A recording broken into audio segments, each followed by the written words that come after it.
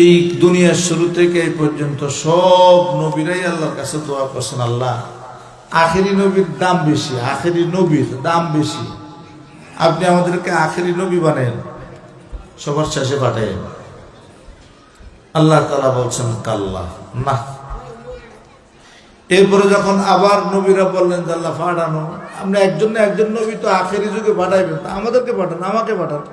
প্রত্যেক নবী পৃথক পৃথক ভাবে বলছে। তা আল্লাহ তাআলা বলছেন ওয়াল্লাহ, আমার জাতের কসম। কারণ হইল আমি কাকে পাঠাবো, কোন সময় কাকে, এটা সিরিয়াল, এটার সূচি আমি আল্লাহ তাআলা এই পৃথিবীর সৃষ্টিরও বহুত আগে করে রাখছি।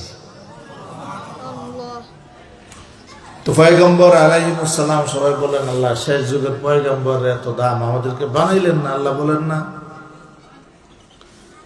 তখন পয়গম্বররা বললেন তাহলে আপনি আমাদেরকে ওই নবীর দামি উম্মত হওয়ার জন্য কবুল করেন, উম্মত বানান।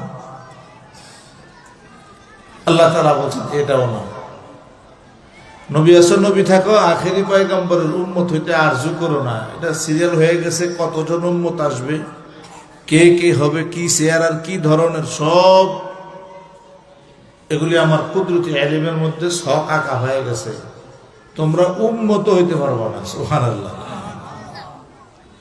তখন পয়গম্বররা বলছেন আল্লাহ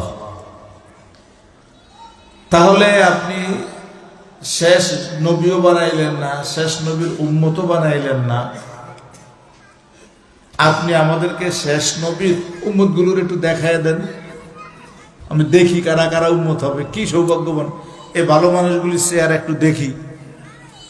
আল্লাহ তাআলা বলছেন না, এরা সারপ্রাইজ হিসাবে থাকলো, হাসরের দিন একাত্র হইলে দেখা হবে, ওই সময় দেখেন, এখন দেখানো যাবে না। সুবহানাল্লাহ।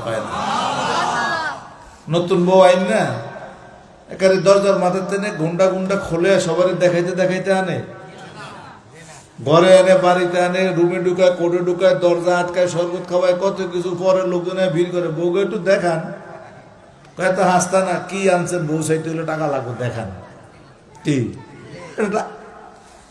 তো আল্লাহ তাআলা বলেন না, আখেরি পয়গম্বরের উম্মতদেরকে এখন দেখেন না, হাসরের ময়দানে দেখেন, এরা দামি উম্মত, দামি চেহারা,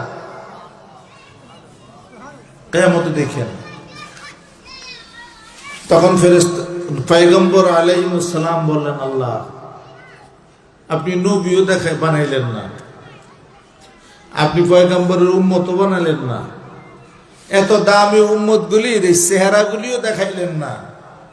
তখন সবাই বলছে রব্বে কারীম, আকাশের মালিক আল্লাহ, চানাচুর মানাচুর খাইছ না, খবরদার, মুখ কিছু দিবি না, মুখ লাড়বেন না, পান খাওয়া, মটর খাওয়া, আবজাব বন্ধ করেন।